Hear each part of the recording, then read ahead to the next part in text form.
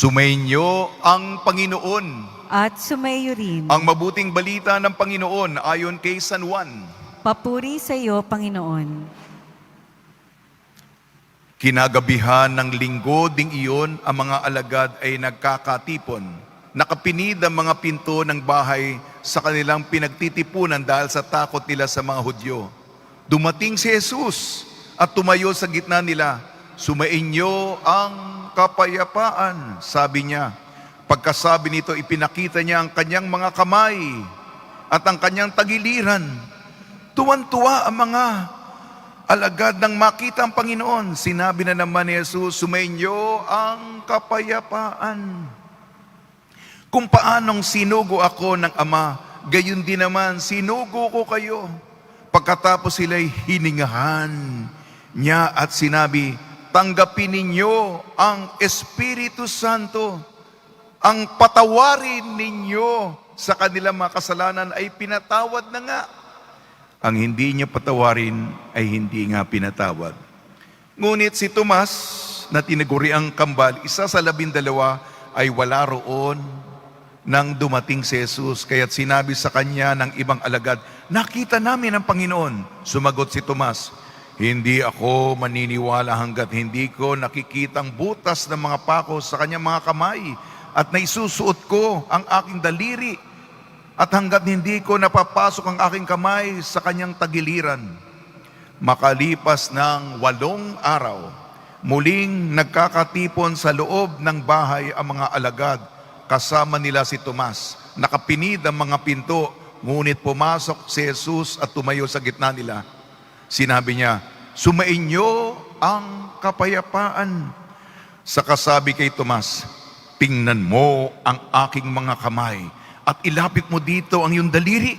Ipasok mo ang iyong kamay sa aking tagiliran. Huwag ka nagmag-alinlangan, maniwala ka na. Sumagot si Tomas, Panginoon ko at Diyos ko. Sinabi sa kanya ni Jesus, naniniwala ka ba sapagkat nakita mo ako? Mapalad naman naniniwala kahit hindi nila ako nakita. Marami pang kababalaghang ginawa si Jesus na nasaksihan ng mga alagad, ngunit hindi naitala sa aklat na ito. Ang mga natala rito ay sinulat upang sumampalataya kayong si Jesus ang Mesiyas, ang anak ng Diyos, at sa gayoy magkaroon kayo ng buhay sa pamamagitan niya. Ang mabuting balita ng Panginoon. Pinupuri ka namin, Panginoong Hesukristo.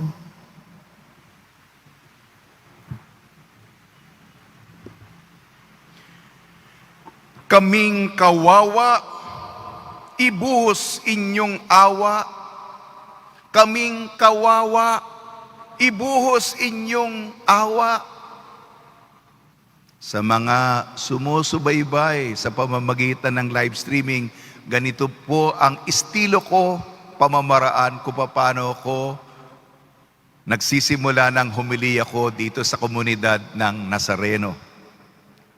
Ngayon po, 2 linggo sa panahon ng pagkabuhay, kilala din ito bilang linggo ng mabathalang awa. Mabathalang awa.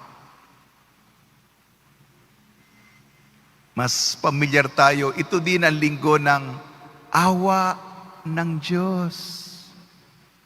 O, kamusta ka na? Sa awa ng Diyos. Buhay pa. Sa awa ng Diyos, nakahihinga pa. Sa awa ng Diyos, nakakaraos tayo. Sa awa ng Diyos. Sa ating ebanghelyo ayon kay San Juan, si Jesus, linggo po yun. Gabi, nakapinid ang pinto sapagkat natatakot po yung mga apostoles at nagpakita si Jesus. Sumainyo ang kapayapaan. Pinakita niya ang kanyang kamay at ang kanyang tagiliran na siya ngayon.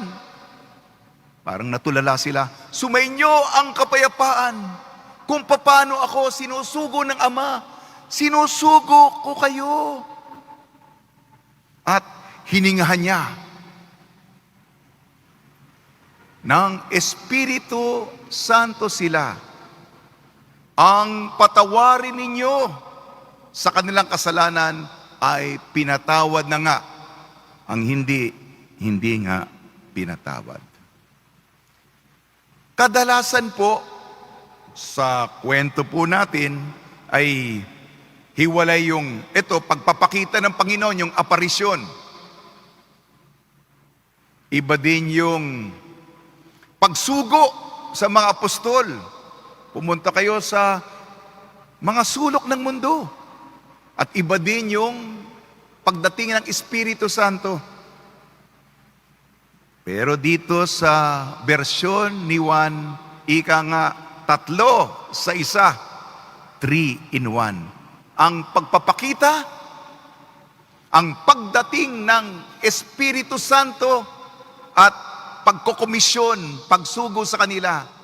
At ang temang nagbubuklo dito, ang pagpapatawad. Pagpapatawad. Pagnilayan po natin sapagkat itong pinakadiwa kung bakit si Jesus, ang berbo, ang salita ay nagkatawan tao upang iligtas tayo sa ating mga kasalanan, upang tayo'y kaawaan. Ang awa ng Diyos, ang awa ng Diyos ay tinitingnan tayo sapagkat tayo'y mga makasalanan. Sa awa ng Diyos, gusto niya na tayo'y makapasok muli sa kaharian ng kanyang Ama. Yan ang awa ni Jesus para sa atin. Awa, habag.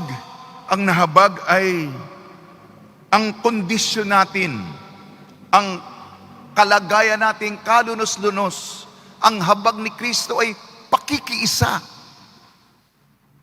Awa, habag, pagpapatawad. Ang pagpapatawad ay kung nagsisi na tayo, pinapatawad na kita sa iyong mga kasalanan. At ito, yung absolusyon, tinatanggal na ang kasalanan sa ating pagkatao. Kaya itong pinaka-mensahe, awa, habag, pagpapatawad. At hindi ba kadalasan sa mga lumalapit, ito yung Diyos, sa parte ng Diyos, tayo, Jesus, anak ni David, maawa ka sa akin. Ano yung tanong sa atin ng Panginoon? Naniniwala ka ba sa anak ng tao? Opo. Pinagaling ka na, pinatawad ka na ng iyong pananalig. Kaya sa Diyos ang awa, habag, at pagpapatawad. Sa atin naman ay pagsisisi at pananampalataya. Ito, ipasok natin ang aspeto kay Tomas na nagdududa. Ay, hindi ako maniniwala hanggang di ko napapasok ang aking daliri sa butas ng kanyang kamay at ang aking buong kamay sa kanyang tagiliran. Nagdududa si Tomas. Pero nung pinagsabihan siya ng Panginoon, sumainyo ang kapayapaan. Tapos kay Tomas, tingnan mo, sige, sige. Ang pananampalataya ni Tomas, Panginoon ko at Diyos ko. Ito, mga kapatid, iwanan natin ang pagdududa at manalig tayo, magsisi tayo. Ngayon po, linggo ng mabathalang awa, meron pong indulhensyang plenarya. Makinig po kayo. Paano natin ito matatamo? Kailangan mangumpisal tayo sa araw na ito at manggap ng komunyon. Mamaya po, ay tayo po sa simbahan natin, meron po tayong dasal ng espiritual na komunyon. Dasalin po natin yon. Hindi po tayo nakakapilang aktwal, pero dasalin natin ang espiritual na komunyon. At Father, hindi ako nakapagkumpisal. Ito, mamaya po, para makuha natin ng plenaryang indulhensyang kaakibat ng pagdiriwang ng mabathalang awa, dadasalin natin ang pagsisisi na mula sa pag-ibig sa Diyos. Ito yung tinatawag ng ganap na pagsisisi, act of perfect contrition. Dadasalin natin na pagsisisi dahil mahal natin, iniibig natin ang Diyos. Okay po ba? Okay po ba? Kaya sa kalagayan natin, may awa ng Diyos. Idugtong ko po ang unang sulat ni San Pedro. Unang sulat ni San Pedro, sinasabi, tayo'y muling sinilang dahil sa pagkabuhay ng Panginoon. At sinabi dito, ang pananampalataya natin higit sa ginto. Kung ang ginto sinusubukan sa pamamagitan ng pagdadaan sa apoy, gayon din ang ating pananampalataya. Kaya gusto na natin, Panginoon, naiinip na ako. Hanggang kailan pa ba kami maghihintay? Hindi niya ba pinapakinggan ang aming mga dasal? Dumadating po sa atin yan. Hindi ko mapaliwanag ang isip ng Diyos. Pero ito lang ang masasabi ko. Sa proseso, sa paglalakbay natin, kasama natin ang Diyos. At ang ating pananampalataya, kung sino tayo, ay lilitaw. Tayo po'y dumadaan sa pagsubok ng apoy upang lumitaw kung gaano ginintuan ang ating pananampalataya sa Kanya. Yan po ang ating, lalo na sa kapanahunan natin ngayon ng COVID-19. At ang ating unang pagbasa gawa ng mga apostol, ito po yung buhay ng unang simbahan. Ang ginagawa nila, sana po ito po yung ideal na komunidad ng ebanghelyo sinasabuhay. Yung mga may kaya, yung mga nangangailangan, tinitipon-tipon yung mga ari-arian at sila'y sa diwa ng turo ni Jesus. Isabuhay natin, walang kapos, walang nangangailangan. Yung may kaya, ibinibigay ang biyaya nila para sa mga hindi gaano pinagpala. At sa kapanahunan natin ngayon, lalong-lalo na habang tumatagal itong quarantine natin, ang mga pinagpala sa atin ay magbahagi. Marami pong mga pagkakataon, at uulitin ko po, itong panahon ito, may mga pagkakataon, oportunidad. Hindi lamang yan. Sabi ni Santo Tomas de Aquino, may mga puwang ngayon, may mga puwang. Pupunuin natin obligasyon at responsibilidad na punuan po natin ito ng pagmamahal, pagbabahaginan. Yun lang po, mga kapatid. Ha? Tutula na po ako. Ito po yung aking gawain. Awa. Ang Diyos umunawa, habag sa kawawa, hilumin ang hiwa, bigay ang ginhawa, tunay at sariwa, ang saya at tawa, hindi pangalawa, Diyos ay una nawa.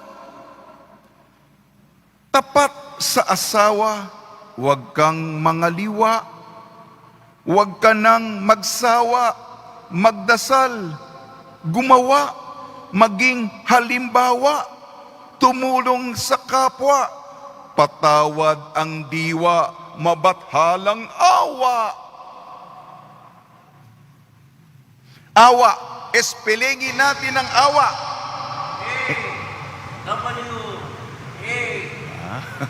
Mabuti. Thank you, ha? Vince, ha? A-W-A-A. Araw na ginawa ng Panginoon. Araw na ginawa ng Panginoon. W, wagi laban sa kamatayan. Wagi laban sa kamatayan. At huling letra po A, Alleluia, Alleluia. Hallelujah. Hallelujah. Sa tulong po ni Maria, ni San Jose at mga santong tumutulong tuwing may salot, lalong-lalo na si San Roque, taimtim po nating dasal na mawakasan matapos ng dinaraanan nating pagsubok na COVID-19. Amen.